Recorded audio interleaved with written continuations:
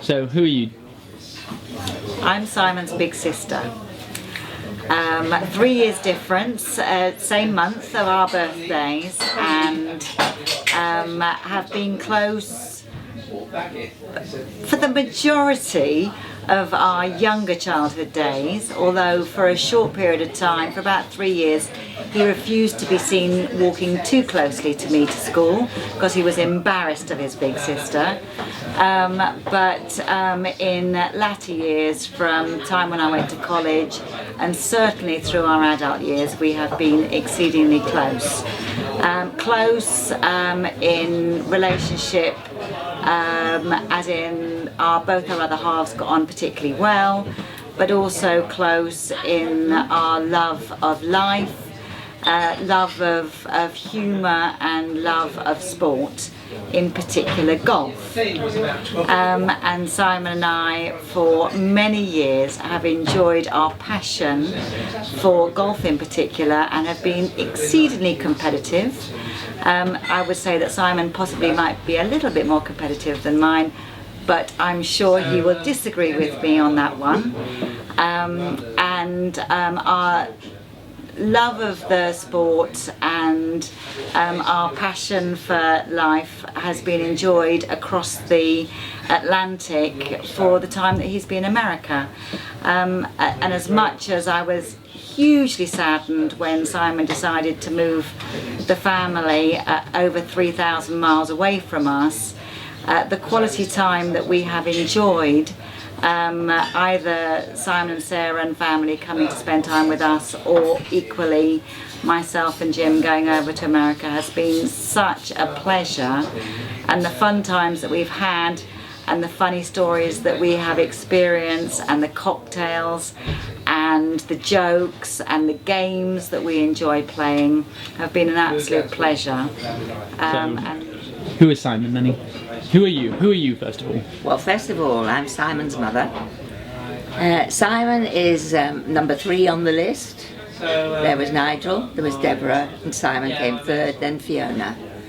And he was a very mischievous young boy growing up. And there were times when we caught him doing all sorts of naughty things, particularly one when he was on his tricycle and he had my little dog cornered in a corner, and he was riding this trike into the dog, and would you believe, she turned round and she bit him, and we had to rush him to hospital to get an injection, which I think taught Simon quite a lesson about not riding a tricycle into a dog.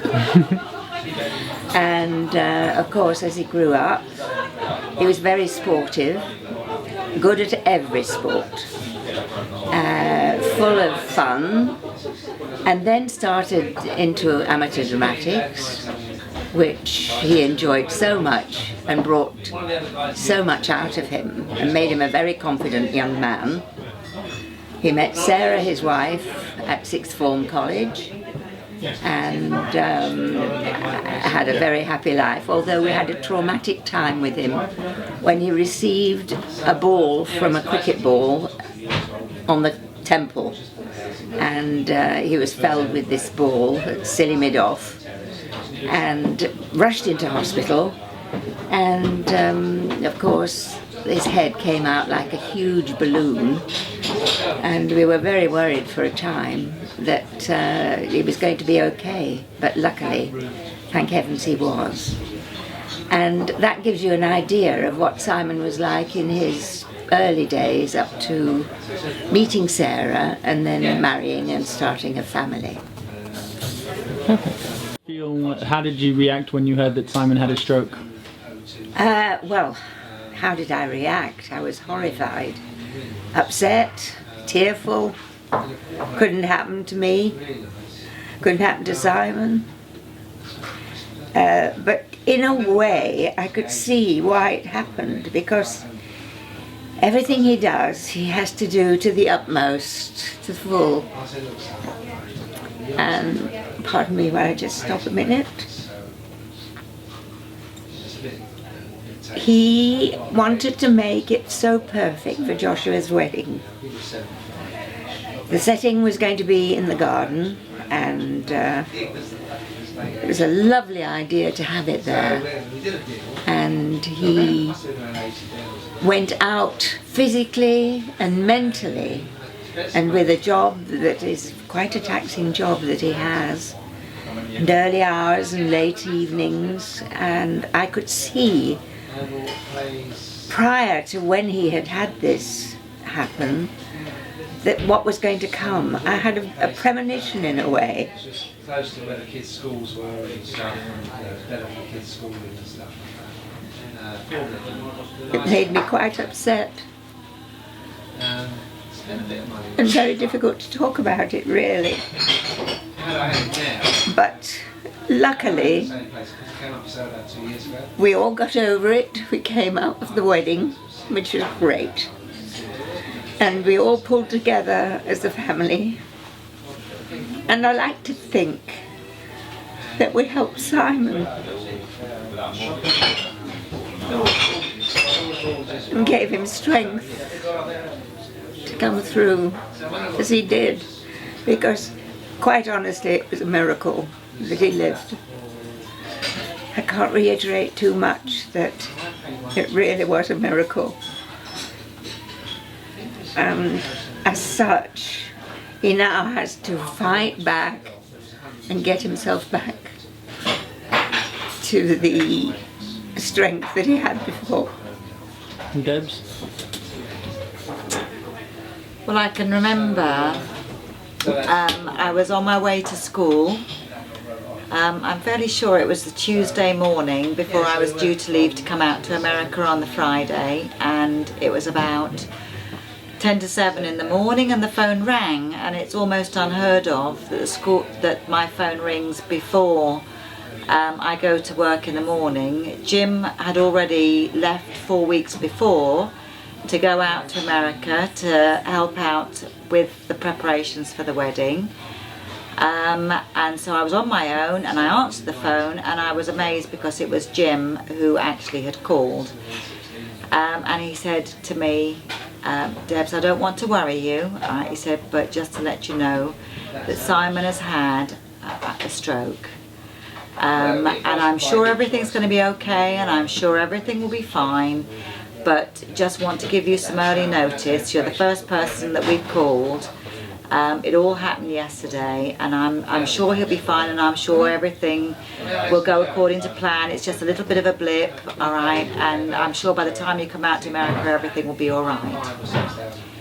Of course, at that stage we had no idea, of course, about how massive this particular stroke was. And obviously with my background knowledge of issues with regard to strokes and medical procedures, I was aware that there was levels of strokes, but at that stage I genuinely believed that by the time I'd got out to America on the Friday or the Saturday, we were going to be fine. But as I spoke to the family each night, and even though I thought about coming out earlier, they were adamant there was nothing I could do. So I decided that, keep open-minded, and it wasn't until I got out to America and we landed on the Friday, the week before the wedding, that at the late shift of the evening, Sarah said, did I want to go to see Simon with her in hospital, and I went at 10 o'clock that night. And I was quite horrified at how Simon was when he was in hospital. And my thoughts about what potentially was going to be Simon bouncing back suddenly came to reality that wasn't going to be the case at all, and how serious this all was. And I spent the next week whilst we were there on a daily basis going back to the hospital, and I think the one thing that upset me most at that time was having had such an amazingly close relationship with Simon for the first 3 days of my visit to hospital, he almost didn't recognize me and didn't, you know, I'm like his big sister and we've always been so close, and he was just at a time when I would go into the room and I could see a flicker of his eyes, but there was that bond that we had was just not there. But then about 4 or 5 days into my visit, I was delighted when one day I went in and Simon was there, and suddenly I saw the mischief in his eyes, and he picked up a pillow behind his head and he threw it at me, and I knew that Simon was back. And it was going to be a long road to recovery, all right, but he was back, he was there, all right, and he knew that I was there for him, all right, and as a family we were going to get through this whole affair, all right, and whatever support was needed. Okay, sorry we've been interrupted before. We're talking about Simon, this strange personage called Simon, one of my best friends. I got to know Simon in '94. Simon was relocated from the company where we were both working together in the United States, in North Carolina. And I moved the first time in my life to the United States just for a couple of months, where we have spent 2 lovely months in a small flat together.